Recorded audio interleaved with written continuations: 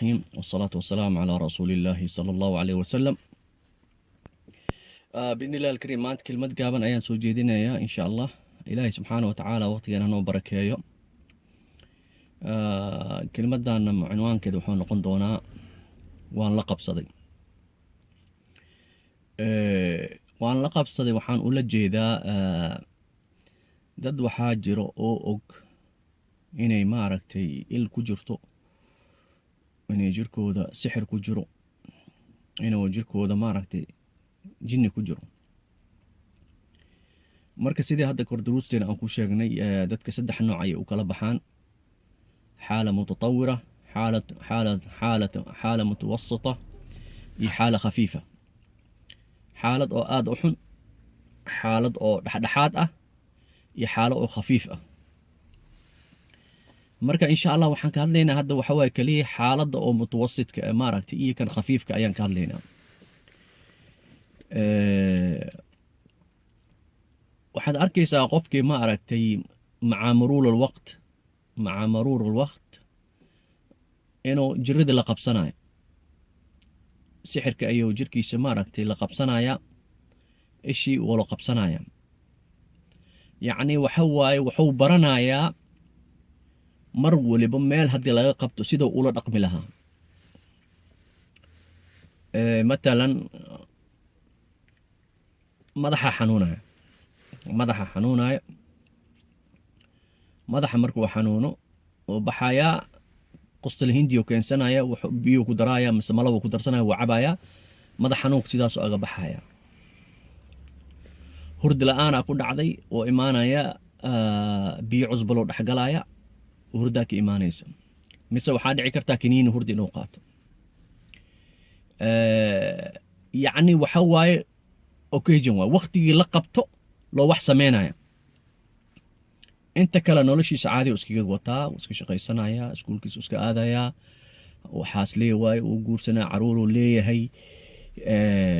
yacni waxa waaye iskuma dayaa inuu waxaan ma aragtay jirkiisa oo ka saaro. wuxuu rabaa bas wixii ma aragtay boogti inuu kor ka salaaxo oo wixii oo hoos ugu tagin oo asagoo dhan soo saarin. marka waxa waaye qofka ishi ku dhacdana sidaas oo kale waxaad arkaysaa. yacni gabar hadda kor aan la kulmo waxay leedahay aniga walwalkii walbahaarka iga batay, hurdi la-aana igu dhacday, korkoo dhana i xanuunay. marka maxaa sameyn jirtaan? waa baxay tiri baddan galaa, badda ayaan galaaya, baddan kusoo qubaysanaya, waxaan sugayaa habeenkii ilaa dadka dhan ay kala dhammaadaan, habeenkii aan galaaya. markaan badda aan kusoo qubayso 3 maalmood 4 maalmood 5 maalmood walwalkii wixii waa iga degayaa.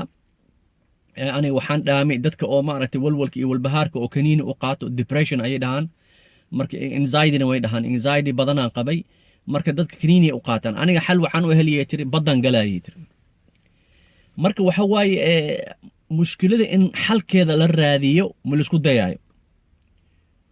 waxa waaye waxaan waa i haayaa, dhibkan waa i haayaa, xal oo khafiif maxaa ah oo si dhaqsi waxaan maaragtay aan waxa aga helo, amaan aga helo. xal oo waxaa la raadinaa oo express lahay ayaa la raadinayaa. marka sidii waxaad arkaysaa qofkii circulationkaasu ku dhex jirnaana. marka sanad waliba waxaad arkaysaa xanuun ayaa ku soo ziyaadaya oo hore uusan u qabin. marka xanuunkaas cusub oo hadda yimid waxa waa inuu ka fikiraa haddana sidoo ula diilgareen, sidoo ula qabsan lahaa. xal ayuu u raadinaya, xal oo khafiif ah ayuu u raadinaya. dadka badanaana maaragtay oo arrimahan camal ku kaco waxa waaye waa dad waxaa dhici kartaa inay yihiin wadaaday ka soo daaleen, wadaad lagu tagaya, qur'aana la saaraya, wadaadka wixii si fiican uma yaqaano, sidii wixii lala dhaqmo ma yaqaano, rajabeela ku dhacday. wuxuu arkayaa, wuxuu isleeyahay waxaan weligiis kaa bixi maayo. marka adiga waa inaad maaragtay barataa sidaad u xalleyn lahayd. marka siduu u xalleyn lahay dariiqadii saxay ahayd uma baranayo. wuxuu rabaa wax khafiif ah oo xanuunka ka joojiyo, si dhaqsi, si bobsiis ah ayuu rabaa wixii inuu ka joojiyo, oo laakiin xal oo diib ah uma raadinayo. ama waxaa dhici kartaaba inuu jaahil uu ka yahay, uusan ogeynbo sida ma aragtay waxaan layskiga saaro oo si dhab layskiga saaro ma yaqaano. marka dadka saasay u kala bixeen dadka badanaa qur'aanka raadiyo oo wadaadba meel haddii lagu sheego cararaayo waa dadka oo xaalad mutatawir ah xaaladooda meel xun gaarta waa kuwaasoo waa dadka aan la qaban karin jirrada ma la qaban karaan lianna wax baa ku taagan xanuun zaa'id ah wax uu samayn kara male wax uu samayn kara male kaniini xataa mararka qaarkood tabar uu ku cuno ma hayo marka dadka badanaa oo dhaho maaragta jirrada waan la qabsaday waxa waaye waa dadka oo maaragta xaaladooda mutawasit ah iyo xaaladooda oo khafiif ah ayaa maaragtay dadkaas ayaa badanaa maaragtay waxay raadsadaan waxyaalaha oo khafiifka ah sida maaragtay oo noloshiisa waxaad arkaysaa qof oo maaragtay subxaan allah 30 sano 40 sano jira 45 sano jira waa weydiinaysaa maxaa saan noloshaada maxaa u guursan weyse maku dhahay ani waayo sixirkaa ii keenay mise isha ii keentay may waa ii qornaa mogta waa ii qornaa ilaahaa ii qoray waayo maxaad u shaqaysan waay shaqo maxaan hee irsiq ilaaha haayo yaa aanan ogeyn inuu ilaahay subxaana wa tacaala irsiq haayo qof waliba waa ogyahay inuu ilaahay subxaana wa tacaala irsiq laakiin adiga waxa waaye naftan kugu jirta ammaana ayay kugu tahay ilaahay subxaana wa tacaala yowma alqiyaama wuu kula xisaabtamaya haddaad cilaaj u raadan wayse maryam calayhi assalaam markay dhashay ayadoo tacbaan ah oo umul ah huzi ilayki bijizci nakli uu yidhi ilaahay subxaana wa tacaala geedka lux ma qof tacbaan ah oo hadda dhiig ka socdo oo ilaahay subxaana wa tacaala uu yidhi geedka waa inaad luxdaa sidee timarkaaga soo degto ma ilaahay ma awooda miya inuu u soo dejiyo subxaana waa u awoodaa maxaa laga baranaya darsiga laga baranaya waa maxay waa inaad kacdaa adiga iscaago oo isdaaweysaa daawud calayhi salaam ayuub calayhi salaam muxuu yidhi udrib birijlika haadaa muqtasalun baaridun wa sharaab dhulku ku dhufo yidhi ilaahi subxaana wa tacala sakaraad tacbaan ah oo ilaahay wuxuu yidhi lugtaada dhulku ku dhufo biyo aga soo baxay biyihii cabigu ku qubaysto caafimaaday marka ilaahay ma awoodo inuu ma aragtay oo dhulkaas oo maaragtay biyo ka soo saaro wuu awoodaa ilaahay subxaana wa tacaala kun fayakun wax waliba ilaahay kun hadduu yidhahdo ilaahay subxaana wa tacala wax walibo waa hortaada u imaanaya waxaa duruusdan laga qaadanaya inaa adiga aad kacdo oo aad isdaaweyso oo naftaada aad been aad u sheegin naftaada been ha u sheegin oo cilaaj maaragtay waxyaalo basiit ah oo waxyaalo khafiif ah meeshaad tirtiraysaa jiradiiad tirtiraysaa hoos uguma tegaysid adaa been isu sheegaya qadarkana ma aragtay ha ku marmarsiyoon ha dhihin waa ii qorneed anaga 45 san inaan gaaro aan wax guursanin waa ii qorneed inaan shaqa la'aan ahaado irsiq ilaaha haay yaa aanan ogeyn ilaahay irsiq inuu haay waa ilaahay subxaana wa tacaala irsiq asaa gacanta ku haya laakiin isca fantashiruu fi lard wabtaguu min fadli illaah fantashiruu waa inaad kacdaa aad shaqo raasataa waa inaad kacdaa waa inaad guur raasataa guurka naftiis waa irsiq ilaahay awlaad inuu kaasiyaa dhici karto marka waxba ha ku marmarsiyoonin qadarka ilaahay ha ku marmarsiyoonin lianna yowma alqiyaama nafsadan adaa mas-uulka ah ilaahay subxaana wa tacaala wuu ku weydiinaya